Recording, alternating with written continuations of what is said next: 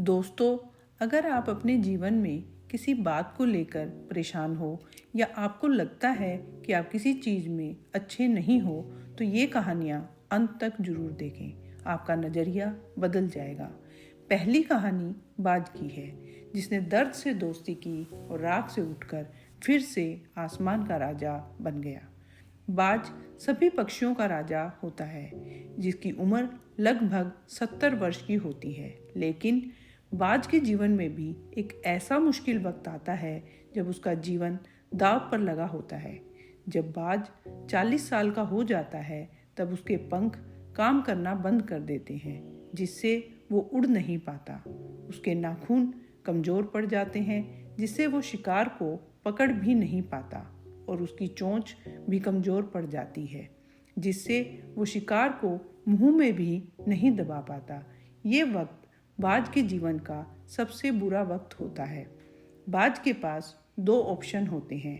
पहला कि बाज खुद को बूढ़ा घोषित कर दे और अपने मरने का इंतज़ार करे, और दूसरा ऑप्शन ये कि वो अपने पंख, चोंच और नाखून को तोड़ दे, ताकि कुदरत उसे नए पंख, चोंच और नाखून दे सके। आपको जानकर हैरानी होगी कि बाज दूसरे ऑप्शन को चुनता है। बाज अपने चोंच और नाखून को पत्थर से मार मार कर तोड़ देता है, और जब कुदरत उसे दोबारा नई चोंच और नाखून देती है, तो वो अपने नाखून से अपने दोनों पंखों को तोड़ देता है, ताकि उसे नए पंख मिल सके। 6 महीने दर्द सहन करने के बाद प्रकृति उसे नए पंख, चोंच और नाखून देती है, जिससे अब वो बचे हुए 30 साल फिर से नया जीवन शुरू करता है। इस 6 महीने में बाज को बेहद तकलीफ होती है। उसके शरीर से खून आने लगता है, लेकिन वो फिर भी हिम्मत नहीं हारता, क्योंकि वो जानता है कि ये 6 महीने का दर्द आने वाले 30 साल तक उसकी ताकत बनकर उसके साथ रहेगा। बाज के जीवन से हमें 2 बातें सीखने को मिलती हैं। पहली सीख, यदि जीवन में खराब समय आ गया है, सब कुछ बर्बाद हो चुका है, तो उसके लिए रोने का कोई अर्थ नहीं है। अपनी खराब सिचुएशन को एक्सेप्ट कीजिए और पूरी जान लगाकर कोई दूसरी शुरुआत कीजिए, जिससे आपका जीवन बेहतर हो सके। क्योंकि एक बात को लेकर आप कितने भी साल बैठे रहिए, यदि आप उसे बदल नहीं सकते तो उसे एक्सेप्ट कर लीजिए। दूसरी सीख, एक बार यदि आप अपने काम में कुछ साल मेहनत करके दर्द सह लोगे, तो आने वाले समय में वही दर्द आपकी सबसे बड़ी ताकत बनेगा।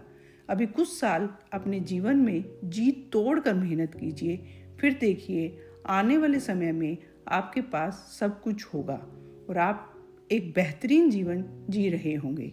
तो हिम्मत कीजिए और अभी के अभी शुरुआत कीजिए। दूसरी कहानी बहुत ही दिलचस्प और प्रेरणादायक है। एक ऋषि के पास एक युवक ज्ञान प्राप्त करने पहुंचा। वर्षों की साधना के बाद जब उसने विद्या पाई, तो वह गुरुदेव से बोला कि आपकी दक्षिणा क्या है। ऋषि मुस्कुराए और उन्होंने कहा, मुझे वह दो जो इस संसार में सचमुच व्यर्थ हो। युवक सोच में पड़ गया। व्यर्थ क्या है? वह खोज में निकल पड़ा। पहले उसने मिट्टी की ओर हाथ बढ़ाया। मिट्टी बोली, मुझे व्यर्थ मत कहो। मेरे गर्भ से अन्न उपजता है, वृक्ष पनपते हैं, जीवन चलता है। मैं तो सृष्टि का आधार हूँ। युवक आगे बढ़ा। उसे पत्थर मिला।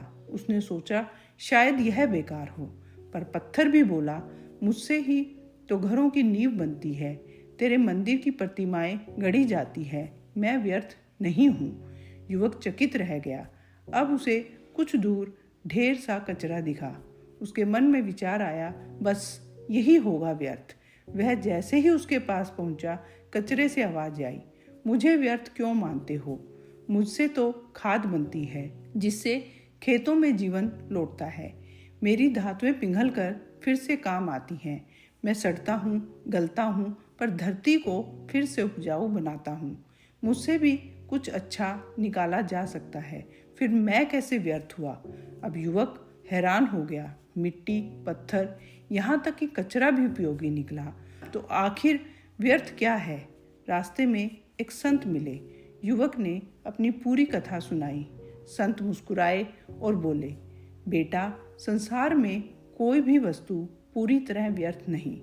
व्यर्थ केवल वह है जो किसी का भला ना कर सके, और सबसे व्यर्थ है वह तत्व जो दूसरों को व्यर्थ समझे। वह कौन सा तत्व है गुरुवर? युवक ने पूछा। संत बोले, अहंकार। वही एक ऐसा कचरा है जिसे न जलाया जा सकता, न रिसाइकल किया जा सकता है। वह बस भीतर सड़ता है और मनुष्य की आत्मा को दूषित करता है। यह सुनकर युवक के नेत्र नम हो गए। वह सीधा अपने गुरु के पास लौटा, उनके चरणों में पड़ गया और बोला, गुरुदेव, मैं अपनी दक्षिणा लेकर आया हूँ। मैं आपको अपना अहंकार सौंपने आया हूँ। गुरु मुस्कुराए, अब तुम सच में शुद्ध हो गए हो बेटा। बाकी सब कुछ उपयोगी था, अब तुम भी हो।